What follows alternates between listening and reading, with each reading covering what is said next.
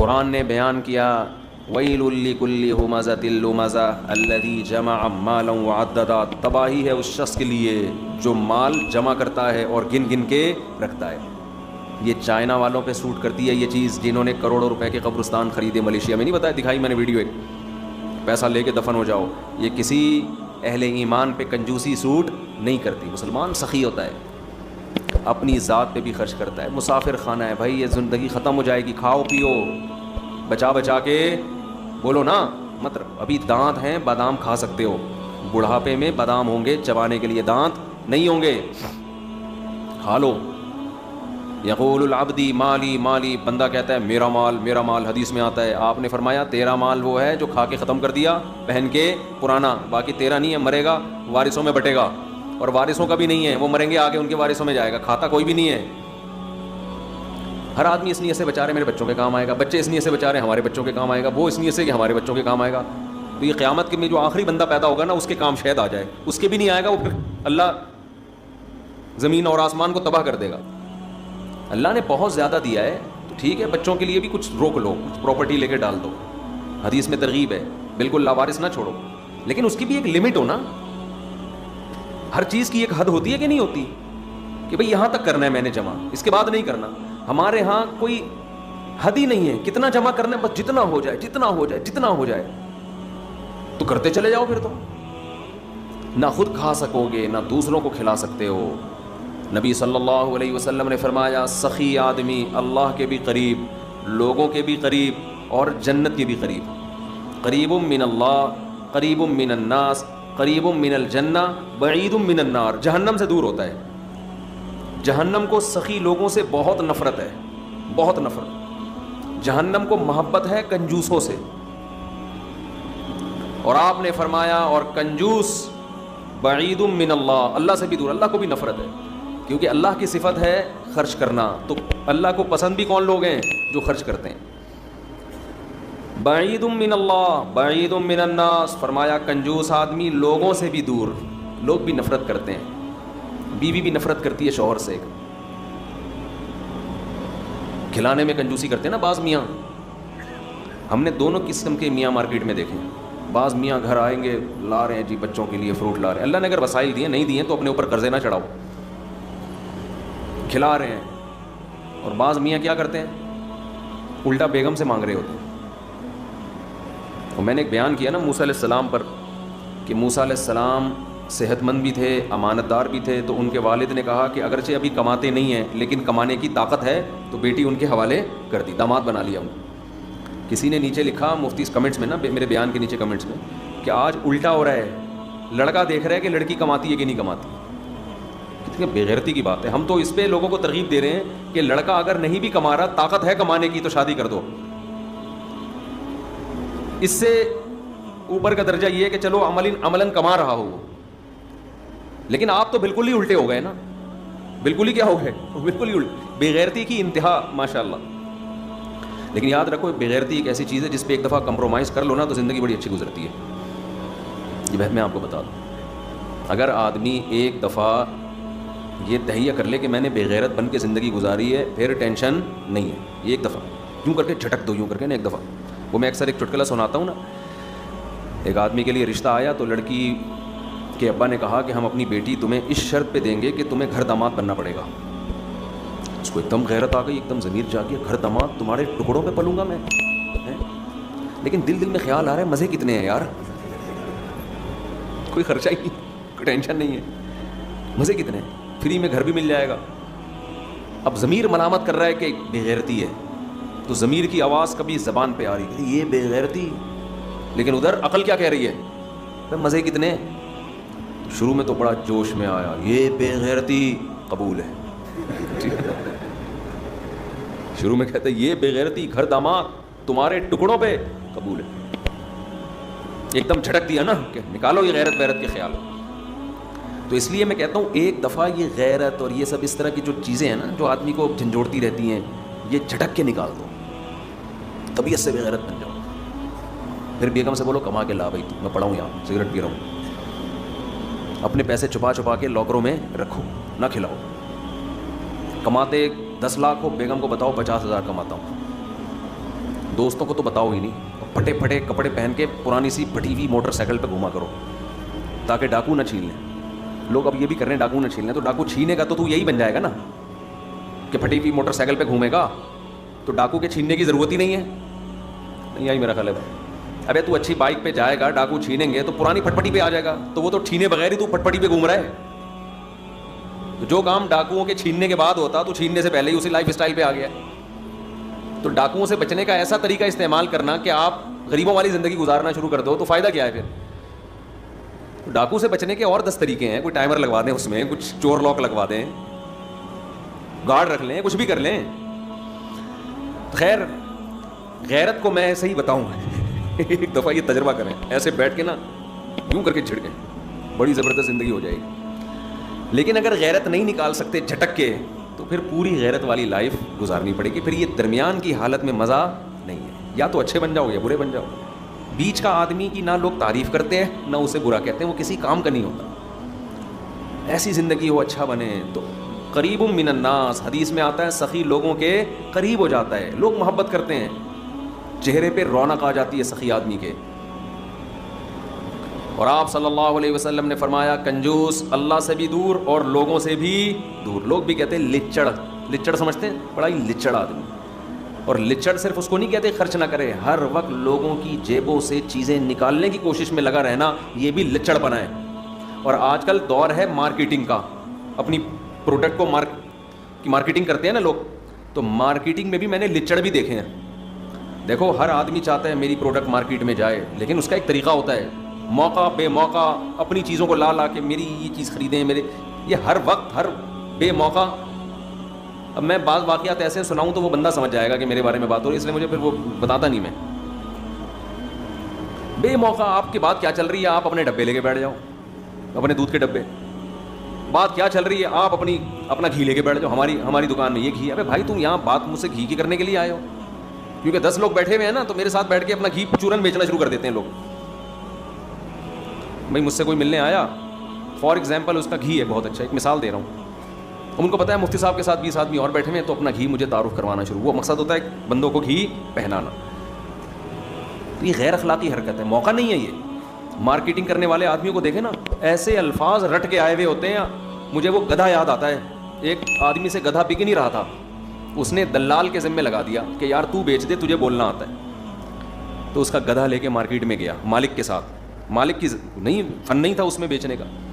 اب اس دلال نے اس گدھے کی تعریفیں شروع کی ہیں کسٹمر بنانے کے لیے. یہ ایسا گدھا, اس پہ قائد اعظم بیٹھ کے گئے تھے, یہ ایسا گدھا, اس کے زمانے کے سارے گدھے مر گئے, یہ زندہ ہے, اور ایسا گدھا, پتہ نہیں اتنی تعریفیں کی. مالک نے کہا, وہ اتنا متاثر ہوا اپنے گدھے سے, ٹھیک ہے نا, اس نے کہا اتنا قیمتی گدھا میں نہیں بیچتا.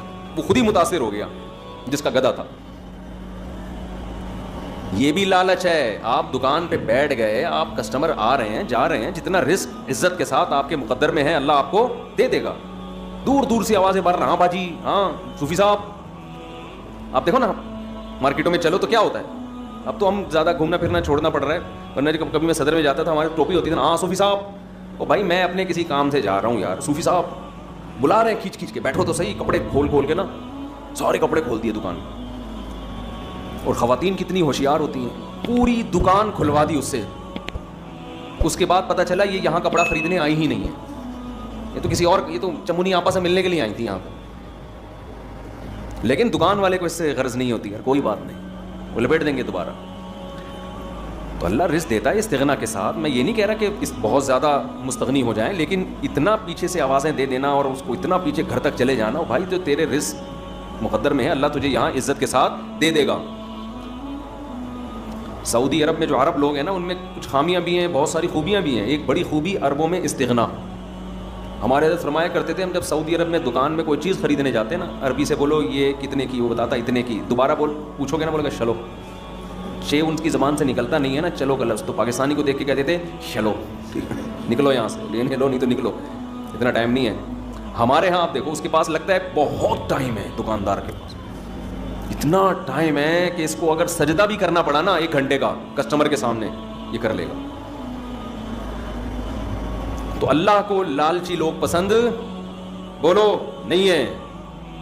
بارہا تجربہ ہوتا ہے, ہم کسی ضرورت مند کی مدد کر دو, ہمیں تو بہت تجربہ ہوتا ہے نا, کسی ضرورت مند کی مدد کی, وہ ایسا چپکتا ہے بھائی, ایسا چپکتا ہے کہ جان چھڑانا مشکل.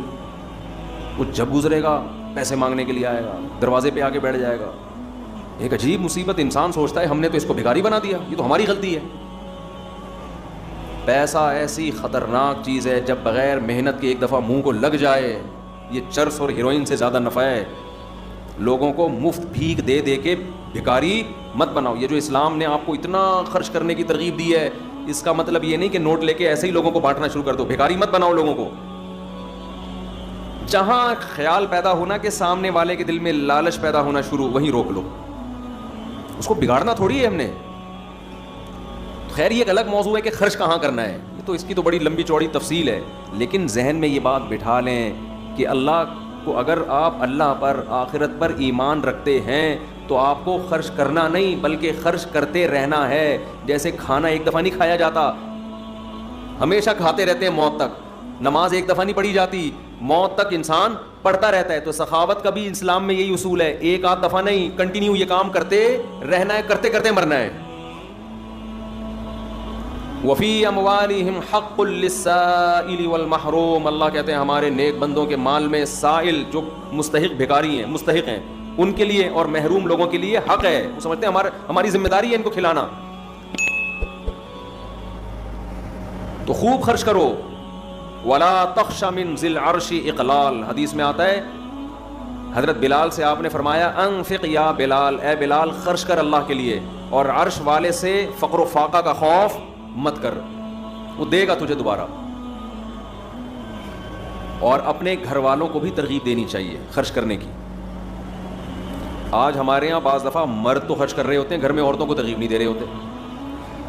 جب یہ نماز کی طرح ہے تو جیسے نماز مردوں پہ ہے عورتوں پہ بھی ہے نا, تو ہمارے نبی تو اپنی ازواج کو کہتے تھے خرچ کرو, حالانکہ گھر میں 40 دن چولہا نہیں جل رہا, لیکن ان سے کہہ رہے ہیں کہ کیا کرو, خرچ کرو. اور چولہا جلتا بھی اسی لیے نہیں تھا کہ جو نبی کے گھر میں آتا شام ہونے سے پہلے صدقہ ہو جاتا تھا.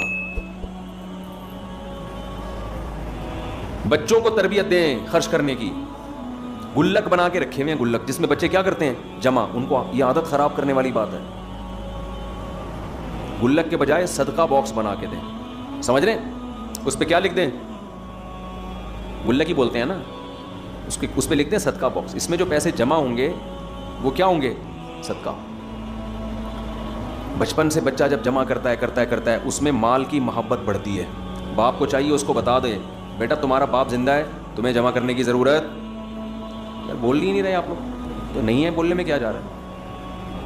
جب بیٹا جمع کر رہا ہے نا جیب خرچی جوڑ کے, اس کو بولو بیٹا تمہارا باپ زندہ ہے, تمہیں جمع کرنے کی ضرورت نہیں. بلکہ اس سے بھی اوپر کی بات, اللہ رزاق ہے, تمہیں جمع کرنے کی ضرورت نہیں. وہ اللہ جمع کرتا رہتا ہے ہمارے لیے. ابھی تو قرآن کہتا ہے فاسکناہ فی الارض, آسمان سے پانی برساتے ہیں, زمین میں جمع کر دیتے ہیں تمہارے لیے. تو اسٹوریج کا اللہ نے پہلے سے ہمارے لیے انتظام کیا ہوا ہے. پھل چھلکوں میں محفوظ ہو جاتے ہیں, انار کا چھلکا اندر سے انار کو سیو کر لیتا ہے. تو اللہ کی طرف سے جو جمع کرنے کا سسٹم ہے وہ کیا ہے ہمارے لیے, کافی ہے. اب بچہ کہے گا ابا پھر کھائیں گے کہاں سے, کمائیں گے کہاں سے, تو اس کو بتا دو بیٹا جو 2 ٹانگیں اور 2 پاؤں لے کر آئے ہو نا, یہ اس لیے تاکہ کنٹینیو کماتے رہو بیٹھ کے. کیا کرتے رہو, کماتے رہو بیٹھ کے. بارشیں بھی برستی رہیں گی, اور نلکے میں پانی آ رہا ہے. وہ معین اختر نے کہا تھا, انور مقصود نے معین اختر سے پوچھا خیریت ہے, اس نے کہا الحمدللہ خیریت ہے, نلکے میں پانی بھی آ رہا ہے, پنکھا بھی چل رہا ہے, پیٹرول بھی گاڑی میں ڈل جاتا ہے. اس نے کہا یار پہلے پاکستانی ہو جو اتنی تعریفیں کر رہے ہو, سب کچھ صحیح ہو رہا ہے, رہتے کہاں؟ اس نے کہا دبئی میں رہتا ہوں. صحیح ہے, اس نے کہا کیا, دبئی میں رہتا. تو رمضان میں سخاوت کا دریا, اس لیے رمضان میں دوسرے مہینوں کی نسبت ہمیں کیا کرنا چاہیے, زیادہ خرچ. اب سب سے بڑا ٹیکنیکل پوائنٹ ہے خرچ کریں کہاں, یہ بڑا مسئلہ. افطاریوں کے ڈبے بانٹ رہے ہوتے ہیں لوگ باہر کھڑے ہو کے, ثواب مل جائے گا اس میں. دیکھو آپ انویسٹمنٹ جب آپ کرتے ہو, آپ کو پتہ ہے یہ پلاٹ ایسا ہے 1 کروڑ کا خریدوں گا 2 کروڑ کا بکے گا, اور یہ پلاٹ ایسا ہے 1 کروڑ کا خریدوں گا 1 کروڑ 1 لاکھ کا بکے گا. تو کہاں انویسٹمنٹ کرو گے, تو جہاں ڈبل پروفٹ مل رہا ہے. ابھی آپ جو افطاری کے ڈبے لوگوں میں بانٹ رہے ہو, اس میں تو 99% لوگ غیر مستحق ہیں جو اپنے گھر میں سموسے پکوڑے کھا سکتے ہیں. تھوڑا سا لیٹ ہو گئے گھر پہنچنے میں, یہی ہو جائے گا نا, آدھے گھنٹے بعد افطاری کر لیں گے, راستے میں کھجور سے روزہ کھول لیں گے. تو مستحقین کو تلاش کر کے میں کہتا ہوں ایک مستحق گھر اس کی کفالت کر لینا یہ زیادہ ثواب ہے بنسبت آپ لاکھوں روپے ہوا میں ایسے اڑا رہے ہو. خرچ کرنے کا مقصد غربت کا خاتمہ نہیں ہے, بنیادی مقصد تو اللہ کی رضا ہے, لیکن اللہ کی رضا ہے اسی وقت جب آپ زیادہ سے زیادہ مستحق کو تلاش کر کے دیں گے. رضا اللہ کی اسی میں ہے. جان چھڑانے کے لیے خرچ کرتے ہیں جو کر بھی رہے ہیں نا, جان چھڑاؤ بس, یوں پکڑا دو بس, چھوڑو یار. عربوں کی عادت ہے نا سخاوت, اس کا کتنا ناجائز فائدہ اٹھاتے ہیں پاکستانی اور بنگلہ دیشی لوگ. ہم ناظم آباد میں رہا کرتے تھے, ایک بندہ کنٹینر بک کرا کے لایا ہے, ہم نے کہا کوئی بڑا تاجر ہے بھائی, دبئی سے کنٹینر آ رہا ہے, اس کا مال ہی مال, اس میں پتا چلا حرم میں بھیک مانگی اس کم وقت نے, بڑی بڑی بلڈنگیں بنا لی حرم میں بھیک مانگ کے. اب عرب کیا کرتے ہیں, میں نے وہاں دیکھا ہے, وہاں عرب عورتیں بھی طواف کر رہی ہیں, مرد بھی طواف کر رہے ہیں. اس کے بعد جب پاکستانی لوگ جن اوقات میں جاتے ہیں نا, وہاں اکثر پھر عرب نہیں ہوتے, جیسے حج کے سیزن میں.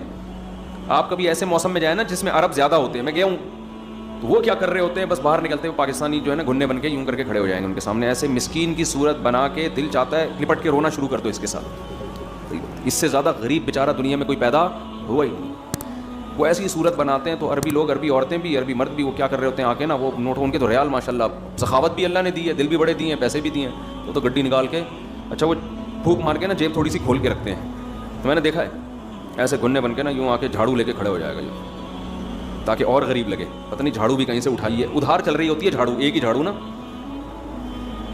آپ زیادہ تحقیق کریں, ہو سکتا ہے کمیشن پہ چل رہی ہو جھاڑو, وہ ریٹ لگ رہے ہیں اس کے, تو وہ جا رہے ہیں, وہ جیب میں پیسے ڈال کے نکل لیے.